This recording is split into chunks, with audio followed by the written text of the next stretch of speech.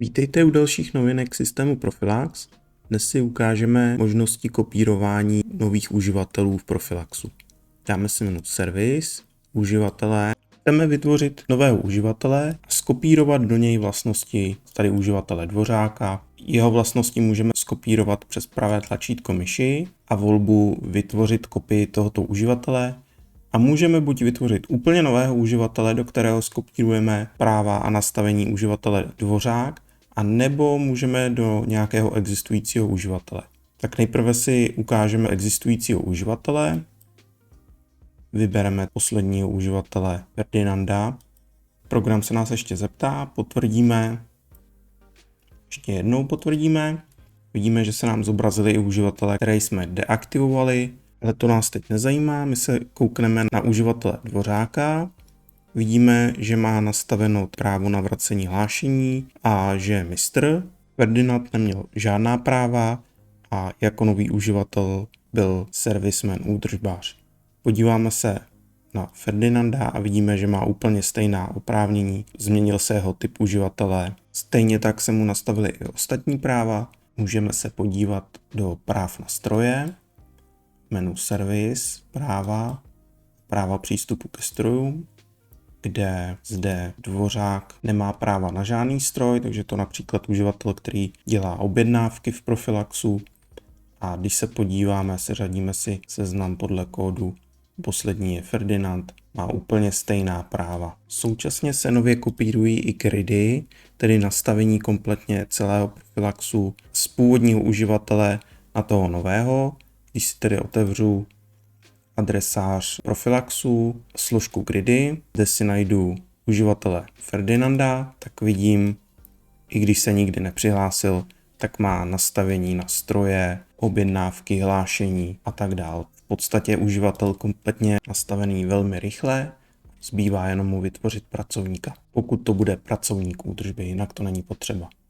Dáme znova menu Service, uživatelé a ukážeme si zde Mata, skopírujeme do úplně nového uživatele, aniž bychom ho předtím vytvořili. Dáme opět pravé tlačítko myši, vytvořit kopii tohoto uživatele a dáme nový uživatel. Zde zadáme přihlašovací jméno uživatele, celé jméno a při kopii jsou vyžadované všechny údaje, takže dáme i jednoduché heslo 1, 2, 3, 4, 5. Uživatel si jej potom může okamžitě změnit na své heslo. Potvrdíme, skutečně vytvořit kopii tohoto uživatele, ano. Profilax nám potvrdí, že je vytvořen nový uživatel a současně se nás ještě zeptá, jestli chceme založit tohoto uživatele také jako nového pracovníka. Dáme ano, jsme v čisté kartě, zadáme jeho osobní číslo, jméno, případně doplníme i další údaje, nejčastěji profesi, potvrdíme OK.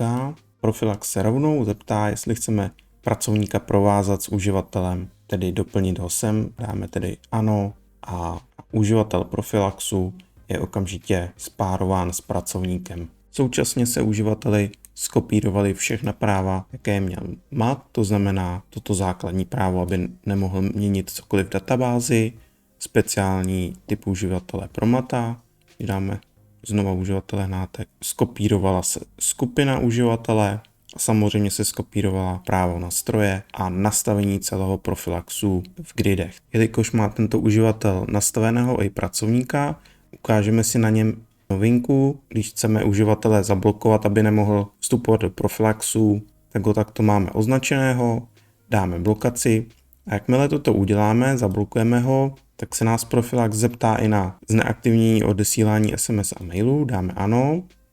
A současně program udělá nově i to, když se podíváme do menu pracovníci, karta pracovníka, dáme seznam, tak zde Norberta Hnátka nevidíme. Když dáme pravé tlačítko myši, zobrazit i neaktivní uživatele, tak jej konečně vidíme na konci. Pracovník totiž byl deaktivován, když se koukneme na jeho detail, kde má zaškrtnuto, že je pracovník neaktivní a současně se odškrtne tento příznak pracovník údržby. Takže se již nebude nabízet nikde k výběru při zápisu údržby nebo kdekoliv jinde v Profilaxu. Takže stejně rychle a jednoduše, jak jde uživatel a pracovník v Profilaxu nyní založit pomocí kopie, tak stejně jednoduše jde i deaktivovat současně pracovník s uživatelem. Because democracy basically means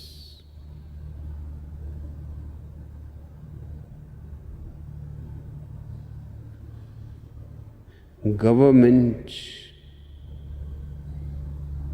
by the people, of the people, for the people. But the people are retarded. Já vám děkuji za pozornost a v dalším videu si ukážeme zase další novinku. Nebylo by to lepší zhodnotit?